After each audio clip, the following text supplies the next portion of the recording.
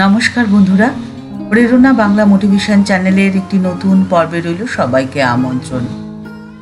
আপনার কি নিজেকে বড্ড একা লাগছে? মনে হচ্ছে আপনার পাশে কেউ নেই? নিজেকে বড্ড অসহায় মনে করছেন? তবে উপায়? ঠাকুর মা ও স্বামীজির ভাব ও আদর্শে সেই প্রশ্নের উত্তর খোঁজারই চেষ্টা রইল আজকের পর্বে। জীবন নিয়ে ভাবনা অর্থহীন, অযথা। কারণ আপনার ভাবনা যত বেশি হবে, জটিলতাও ততটাই বেশি হবে। আপনি প্রত্যেকটা দিন এমনভাবে উপভোগ করুন যেন আজকের দিনটি আপনার কাছে শ্রেষ্ঠ দিন। এর জন্য প্রয়োজন সম্পূর্ণ সমর্পণ। নির্জনে একলা বসে নিজেকে নিজেই উপলব্ধি করুন। আপনার অন্তরের মৌলিকত্বকে আপনি আবিষ্কার করুন। জীবনকে আপনি অর্থবহ করে তুলুন। আপনার কাছে কি নেই সেটা যেন কোনো বিষয় না হয়। আপনি ভাবুন আপনার কি আছে। কে আপনার বিরুদ্ধাচরণ করলো সে নিয়ে কখনোই মাথা ঘামাবেন না।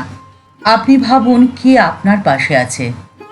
অনেকেই হয়তো আপনার পাশে নেই, কিন্তু যে কয়জন আপনার পাশে আছে তার সংখ্যা হয়তো খুবই নগণ্য, কিন্তু আপনি তাকেই গুরুত্ব দিন। মনে রাখবেন, আপনার সফলতায় কিন্তু মানুষের ঈর্ষার কারণ হতে পারে। আপনার সফলতায় আপনার শত্রু সংখ্যা বেড়ে যায়, কিন্তু আপনার ব্যর্থতায়, আপনার অসময় আপনাকে সহানুভূতি জানানোর লোকের অভাব হয় না। আপনার পাশে থাকা মুষ্টিমেয় মানুষ হতে পারে, সে হয়তো একজনই, কিন্তু তাকেই আপনি ঈশ্বরের আশীর্বাদ হিসেবে গ্রহণ করুন। মুখোশধারী বন্ধুর চেয়ে একলা চলা অনেক শ্রেয়। আপনি অনন্ত শক্তির অধিকারী, তাই আপনার কোনো চিন্তা থাকারই কথা নয়। ঠাকুর শ্রী রামকৃষ্ণ পরমহংসদেবের ভাবনার প্রচারক স্বামীজি বলছেন, আমাদের গুরুদেব ছিলেন সম্পূর্ণ মৌলিক। সুতরাং আমাদের প্রত্যেককে হয় মৌলিক হতে হবে, নয়তো কিছুই না। আপনার নাই থাকতে পারে নামি দামি বিশ্ববিদ্যালয়ের বড় বড় ডিগ্রি, আপনার না থাকতে পারে ধন সম্পত্তি, আপনার না থাকতে পারে বাহ্যিক সৌন্দর্য, কিন্তু তবুও জানবেন আপনি একজন মহান আত্মার অংশ। আপনাকে সেই মহত্বকে এক্সপ্লোর করতে হবে। আপনাকে নিজেকে চিনতে হবে। নিজের বিশেষত্বকে আপনাকে অনুভব করতে হবে। ওড়িয়া লেখক ডক্টর মায়াধর মানসিংহ লিখছেন যে শ্রীমায়ের পরিচয় বা খ্যাতি শুধুমাত্র ঠাকুর শ্রী রামকৃষ্ণ পরমহংসদেবের জায়ারূপেই নয়, তাঁর আপন মহিমা গুণে। বাইরের দিক থেকে দেখলে তাকে সামান্যদের মধ্যে অতি সামান্য বলে মনে হতো, কিন্তু অন্তরের ঐশ্বর্যে তিনি ছিলেন রাজরাজেশ্বরী। অন্তরের ঐশ্বর্য মহিমা প্রতিষ্ঠার জন্যই যেন তিনি সমস্ত বাহ্যবরণ সংবরণ করে রেখেছিলেন। কিন্তু শ্রীমা নিজের জীবন দিয়ে দেখিয়ে দিয়ে গেছেন যে নারীর মহিমা বিকাশের জন্যে বিশ্ববিদ্যালয়ের উচ্চ ডিগ্রি, বসন ভূষণ, পদগৌরব, আধিপত্য কিছুরই কোনো প্রয়োজন নেই। সারদা দেবী মায়ের আসনে ভূষিতা হয়েছিলেন কেবল ঠাকুর শ্রী রামকৃষ্ণের সহধর্মিণী হওয়ার জন্যে নয়, তার নিজের হৃদয়ের মাতৃত্ব গুণের অধিকারে। সেবা, স্নেহ, পবিত্রতা মাতৃচরিত্রের বন্দনীয় গুণ।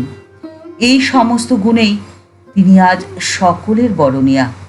অধ্যাপক রেজাউল করিম শিক্ষা ও মুসলিম নারী প্রবন্ধে বলছেন যে শ্রী মায়ের মধ্যে যে নারীত্বের মহৎ বিকাশ ঘটেছিল, তার জন্যে লেখাপড়া ও উচ্চ ডিগ্রি অত্যাবশ্যক নয়। তার মতে মনুষ্যত্ব, ন্যায়, নীতি, সৎ আচরণ, বিনয়, নম্রতা, সেবা, পরিচর্যার আদর্শ এসব যেখানে নেই, সেখানে কেবল বিশ্ববিদ্যালয়ের ডিগ্রি কোনো মানুষকেই শ্রেষ্ঠত্ব দিতে পারে না। জননী সারদামণি ছিলেন মহৎ আদর্শের মূর্ত প্রতীক। কিন্তু প্রদীপের নিচেই তো অন্ধকার থাকে, তাই মায়ের নিকট আত্মীয়জনেরা মায়ের স্বরূপ চিনতে পারে না।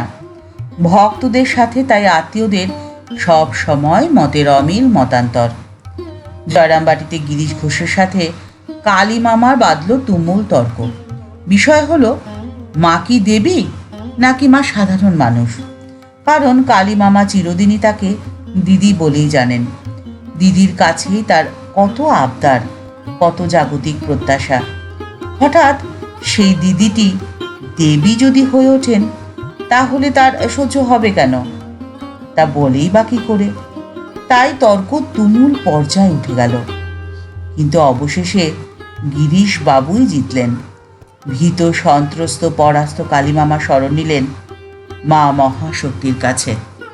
তাই সংসার যন্ত্রণায় তাপদগ্ধ মানুষ সবাই এসে মায়ের কাছে জুড়ে, কারণ মায়ের কাছে আছে মলয় বাতাসের পাখা, যার বাতাসে বাঁশ আর ঘাস ছাড়া সব কাঠি চন্দন হয়ে যায়। তবে কি বাঁশ আর ঘাসের উদ্ধার হবে না? হ্যাঁ, তাও হবে। মূর্তিমতী করুণা, মূর্তিমতী সেবা এসে দাঁড়িয়েছেন মানুষের ঘরের মধ্যে। তিনি দেবেন তাদেরকেও চন্দন করে। মায়ের ডাকাত বাবার কাহিনীটি তো প্রায় সকলেরই জানা। সন্ধ্যার অন্ধকারে একা সারদা মা মুখোমুখি হলেন সেই ভয়ঙ্কর ডাকাতের সাথে, যে লোক নাকি অনায়াসে মানুষ খুন করতে পারে।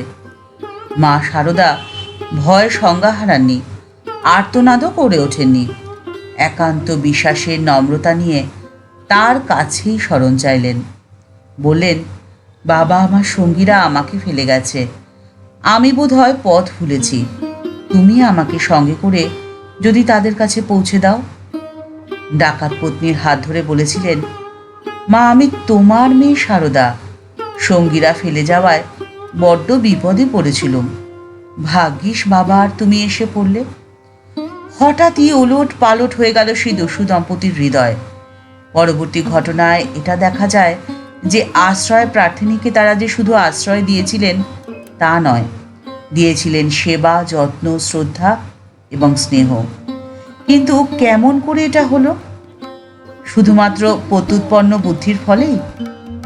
কখনোই তা সম্ভব নয়, কারণ এত সহজ নয়। একান্ত বিশ্বাসের সততাই এমন ঘটনা ঘটাতে পেরেছিল। পিতৃ সম্বোধনের মধ্যে দিয়ে মা কষাঘাত করেছিলেন তার ঘুমন্ত বিবেকের দরজায়, শরণ চাইলেন তার হৃত মনুষ্যত্বের কাছে।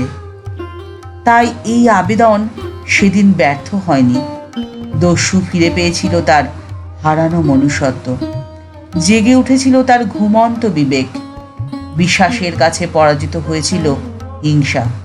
সকলের কাছে অতি পরিচিত এই ঘটনাটি থেকে এ শিক্ষাই মেলে যে অকপট বিশ্বাসে আর সমর্পণে হিংসাকে জয় করা যায়। আপনার বিশ্বাস, সততা, সরলতা দিয়ে আপনি যদি সমর্পণ করতে পারেন, তাহলে আপনি চিনবেন আপনাকে, আর আপনার ছোঁয়ায় পরিবর্তিত হয়ে যাবে আপনার চারপাশ। আপনি থাকবেন মহা আনন্দে। ঠাকুরমা ও স্বামীজির চরণে প্রণাম জানিয়ে আজকের পর্ব এই পর্যন্তই। দেখা হচ্ছে পরের পর্বে। ভিডিওটি যদি ভালো লেগে থাকে তাহলে তা শেয়ার করার অনুরোধ করছি। আর আমাদের এই চ্যানেলটি যারা সাবস্ক্রাইব করে নিয়েছেন তাদের জানাই অসংখ্য ধন্যবাদ, প্রণাম ও ভালোবাসা। আর যারা এখনও আমাদের এই চ্যানেলটি সাবস্ক্রাইব করেনি তাদের কাছে বিনীত অনুরোধ রইল এই চ্যানেলটি সাবস্ক্রাইব করে বেল বাটনটা ক্লিক করে দিয়ে অল বাটনটিতে ক্লিক করে দেওয়ার জন্যে। তাহলে এই চ্যানেলে ভিডিও আপলোড হওয়ার সাথে সাথেই আপনার কাছে চলে যাবে নোটিফিকেশান। সবাই ভালো থাকবেন, সুস্থ থাকবেন। নমস্কার।